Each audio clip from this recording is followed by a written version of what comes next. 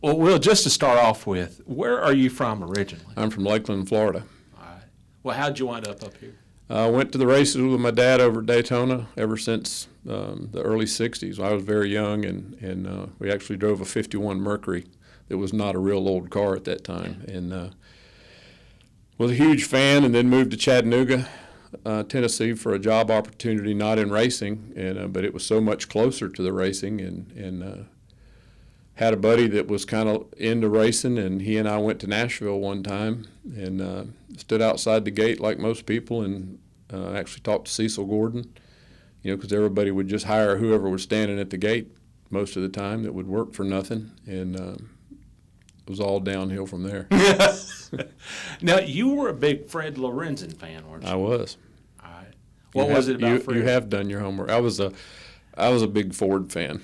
And a huge Ford fan when I was a kid. Yeah. And guys I grew up with, after I started in this deal, especially with Earnhardt and Chevrolets, they were like, "I can't believe you work on a Chevrolet." I'm like, race cars are race cars. You gravitate to what they are. You told me at one time that you met him at some kind of function. Yeah, and you had to have his autograph. Yes, sir. I actually went, and it was the media tour that Charlotte would do.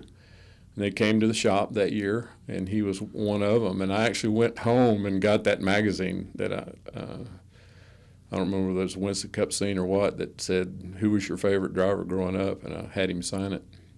Wow. He was actually showing people, because he was he was older at the time, and he showed a few people. He said, "See, people used to pull for me." Now, how did you get hooked up with James? Went to Nashville was the actual first race because it was close to Chattanooga at the old fairgrounds, and stood at the back gate. And actually, I'll back it up some. First person I talked to was Richard Donlevy, Junie's boy. And I told him I wanted to get in racing, and he looked at me and he said, "Why?"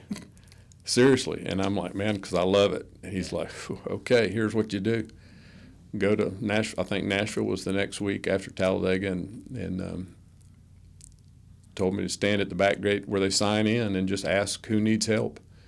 And talked to Cecil Gordon, and he didn't need any help that weekend, but he got me with James Hylton. And Kirk was the crew chief, Shelmerdine, and just started being a volunteer. Now, you were a volunteer for James at first? At first, yeah. We would, I had a regular job. And what were you doing? At the time, it was a thing working for the University of Tennessee, and they had a deal in Chattanooga where they were doing like a car inspection maintenance program, that if you kept up maintenance on your car, that was that better than having your car maintained along with the inspection. If that, I don't, it's hard to explain. A long time ago. Yeah.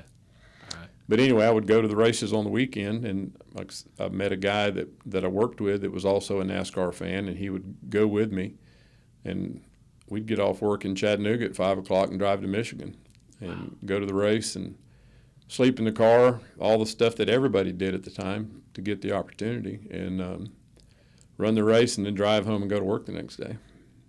From Michigan. Yeah, paying the dues. So the race would be over, what, I'd say, what, 3 or 4 or 5 o'clock. 4 or 5 like o'clock. Yeah.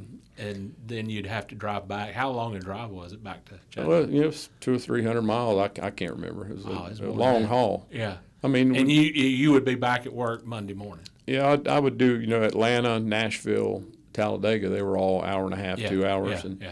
But when we started going a little bit further, we went to Darlington and places where you were home at 3 or 4 in the morning and go to work the next day. At what point did you go, quote unquote, full time? I actually tried to figure that out. It was in the late 70s, 77, 78. Went over there. That job ended, and so I'm going to go racing, go try it. And went over there and went to work with Kirk. It was just Kirk and I were the only 2 full-time employees, and James and his son Tweety were working there, and Kirk and I lived in a little trailer beside the shop. and I was probably making $125 a week, something like that, for 7 days a week, 80, 90 hours a week, and but it was worth it. Learned a lot. So what was your quote-unquote job title or description? There really wasn't one. You just Yeah. you did it all. You know, you were whatever needed to be done. And work if there really wasn't such a thing as a body shop. You know, if the fender was dented, you just beat it out and spray painted it or something. You know, and Yeah. that's what everybody but the top 5 or 6 cars was doing at the time. And that following years when Holbert came there, and that brought some money to it, and ran I can't even remember part of the year, and I was like, man, this isn't working. My wife was still in Chattanooga, and Yeah. came to a point where I like, this ain't going to work, and for this kind of money, even racing it wasn't Yeah. worth it, and Yeah. moved back. Moved back to Chattanooga. Moved back to Chattanooga. And you were out of, well, Yeah, not for very long, because Grant Adcox was in Chattanooga. Okay, all right, And had met a few people. Cliff Champion was working for Grant at the time, and he was the only employee except for a few part-time people. Yeah. Grant was running a limited schedule, and went to work for him. And we ran a limited schedule, and I'd work at the dealership some. You know, Adcox Kirby Chevrolet was right there, and ran some races with him. And there again, the years run together. And then I want to say it was the following years when Kirk went to Dyguard for a while, yeah. and then left and went to RCR. And he called me when they got the Rudd deal, and I went over there in August of '82. All right. Now, James and Richard Childress were pretty tight back in the Yeah. day, and they evidently enjoyed a pretty good practical joke war Oh yeah, every once in a while. What's your best James RC story? man, I'll think of 100 driving home. Yeah. Off the cuff, the biggest connection there is not as much a joke situation is. I was just telling somebody this the other day when we ran, I want to say it was Riverside or Ontario, and we would go out there and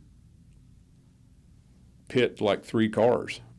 I can't remember who it was. It was Richard and James and one other car, and you would just combine your people, and whoever was the running 7th, you'd pit him the first time by, and then you'd pit the 8th, you know, the next guy, and then the next guy. And one guy would carry the spare engine, the next guy would carry the nitrogen bottles, because, you know, to keep the weight down on the trucks. And it was. I thought you were going to tell me about the road signs on the way out to California. I heard about that one. Yeah. Steve Wade tattled on you on that one, or tattled on James and RC. We'll put that one. I don't know that I don't remember, man. That's Okay, all right, a okay. lot of water under the bridge. Plausible deniability. I got you. Right. Well, you mentioned the fact that you went to work for RCR in late 1982. How did that come about? Because I had worked with Kirk at James's, and they were needing some people, and obviously I had done enough to get my foot in the door with Kirk, and went over there and actually was living with Larry Pollard for a while. I had my son was 2 years old at the time, and moved over there and you know, kind of found a place to stay and stuff like that, and then they moved over. RCR had a sponsor in Piedmont Airlines at the time, but it was still nowhere near what the team would eventually become. Tell me about those early days there. It was like a lot of teams. You know, there was 5 or 6 people, and basically job description, like you asked earlier, it was you did everything. If the car needed painting, everybody'd go in the body shop, and it was a big change from how it ended up, obviously, but it was growing. We won our first race at the end of '82, '82, we ran that Texas Outlaw race at Texas World Speedway, and won that race with Rudd.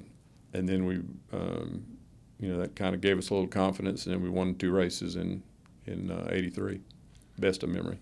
Now, the Texas race, what series, what was that? I don't know. It was something you ran on the way back from Phoenix or Ontario, one of the West Coast races. Okay. And it was an off weekend. Allison, there was quite a few people ran it. It wasn't a NASCAR sanctioned race. Okay. All right. And I think they had already quit running Texas World at the time. Okay. Ricky Rudd did win at Riverside in 1983, and that was his first Winston Cup win. And RCR's. It was RCR's first Winston Cup win, and it was your first Winston Cup win. And my first time pitting a car. First time I'd ever changed rear tires.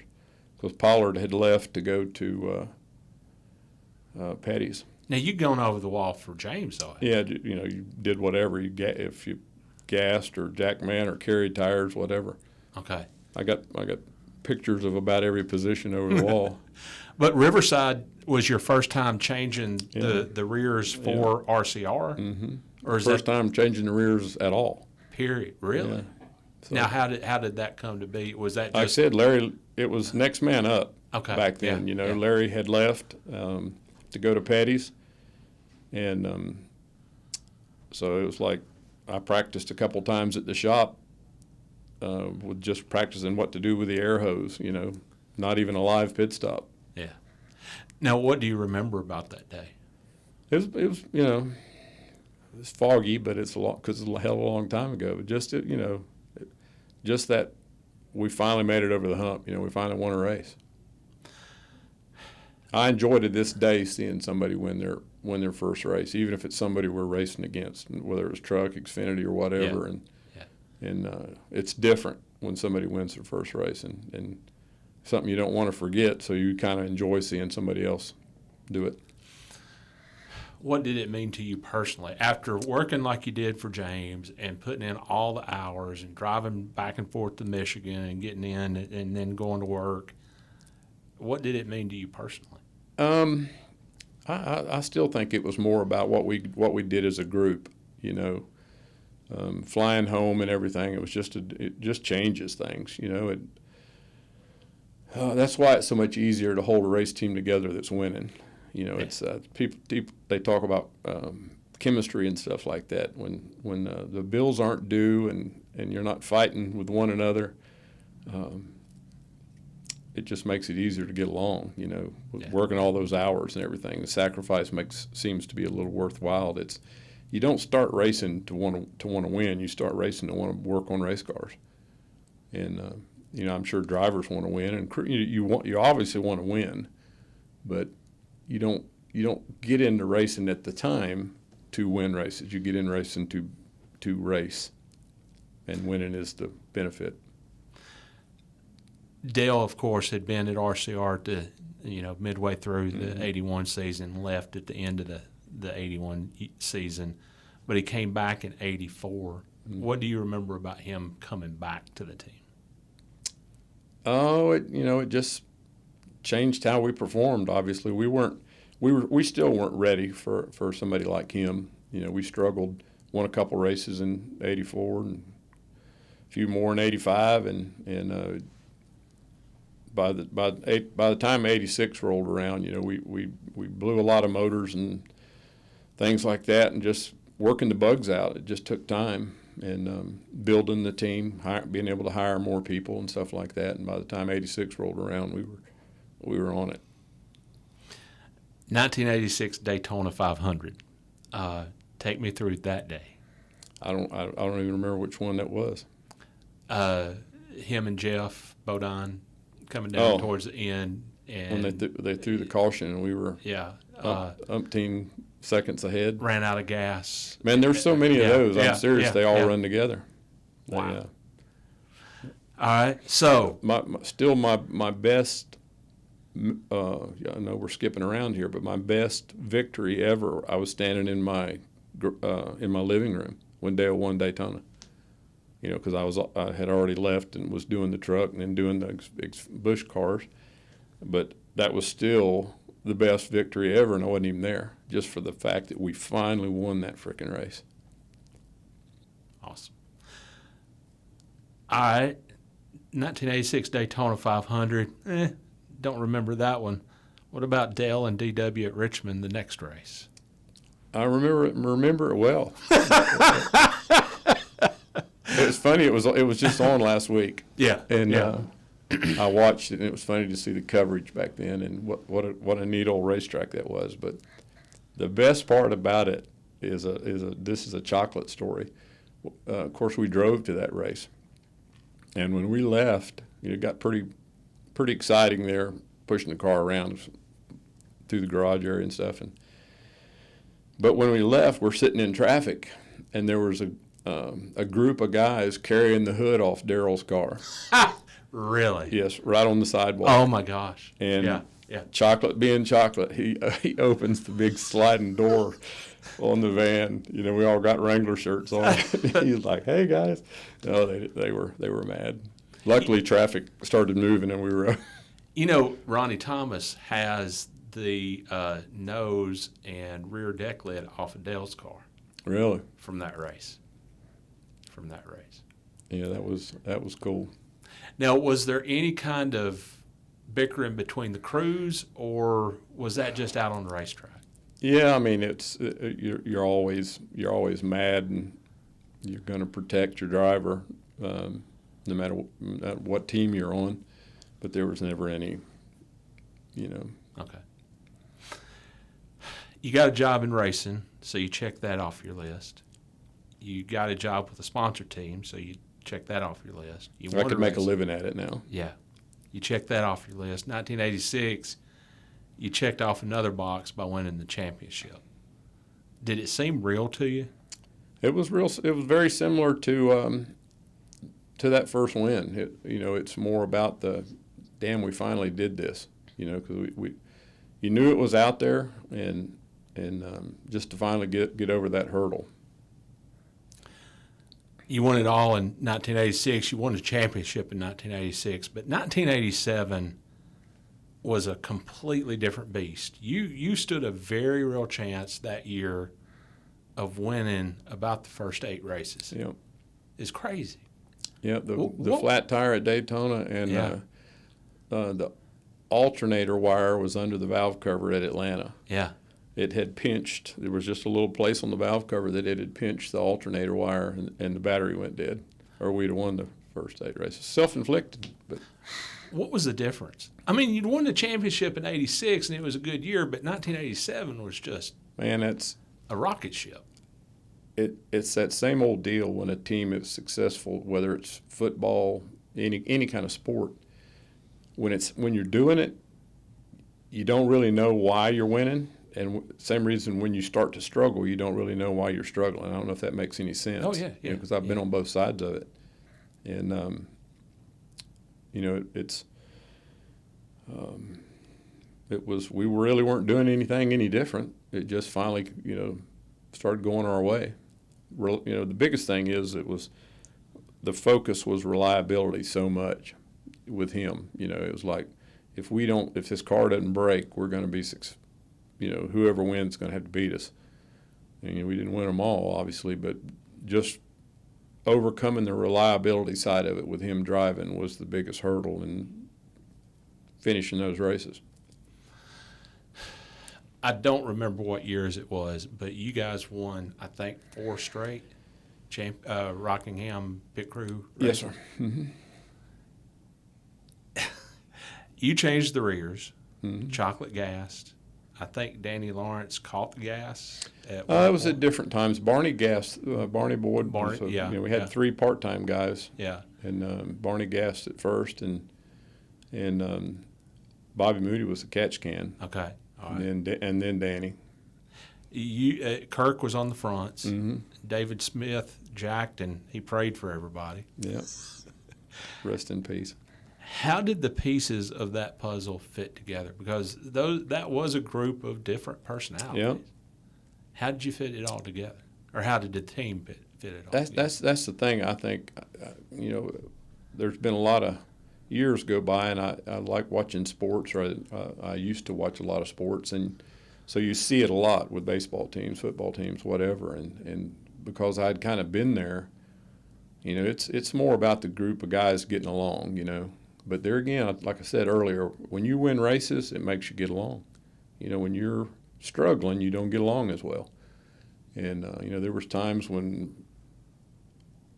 Chocolate was going to kill me several times. You know, I'd aggravate the hell out of him every chance I had. But you know, the next minute you're hugging in victory circle. You know, and it just like a family. You know, if you don't have issues, it's easy to get along.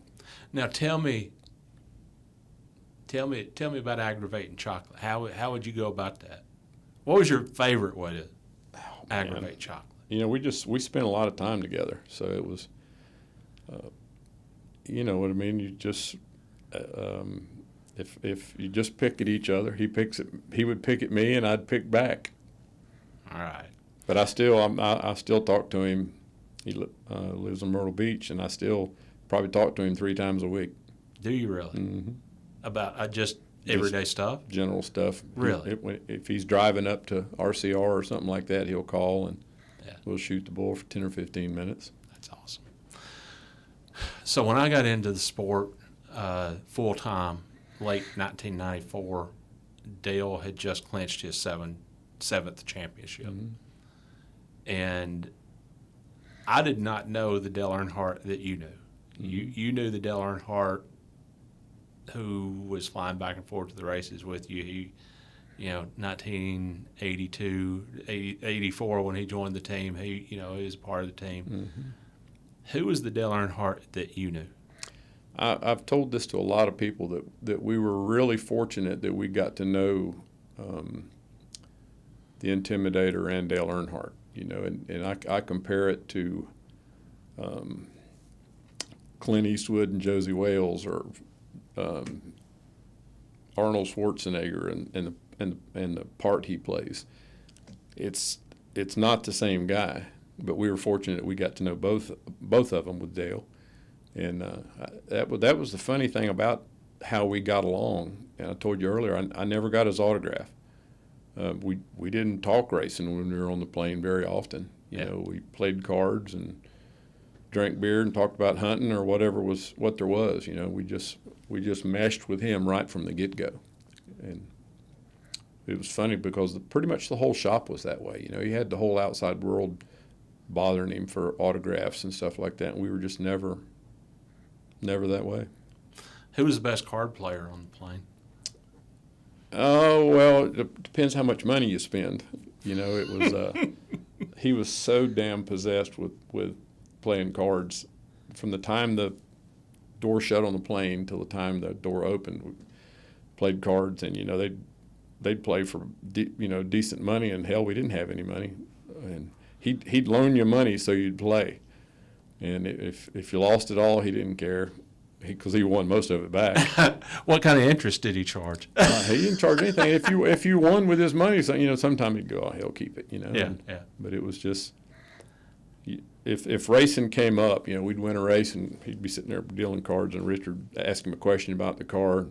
Drove pretty good or something. I remember one time before he started wearing the gloves, he flipped his hand over, had blisters all over his hands. That, oh yeah, it drove great. Just kept right on dealing.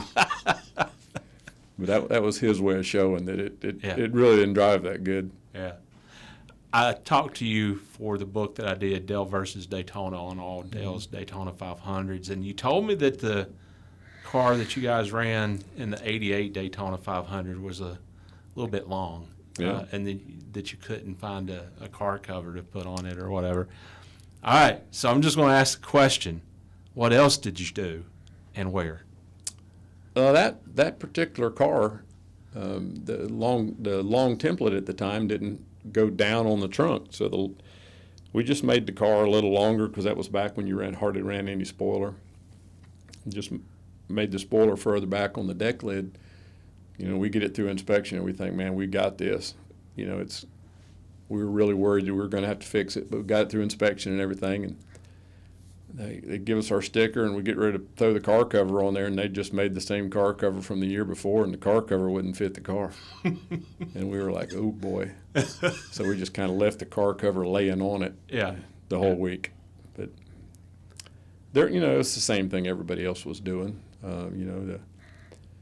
Wherever there wasn't a template, you worked. It's so funny that back then, and I've heard other people talk about it too, that on watching some of Dale Jr. stuff, that those the teams in the garage area made the templates. Where if they weren't working in that area, you'd go that way, and NASCAR would put a template there. So it was self-inflicted.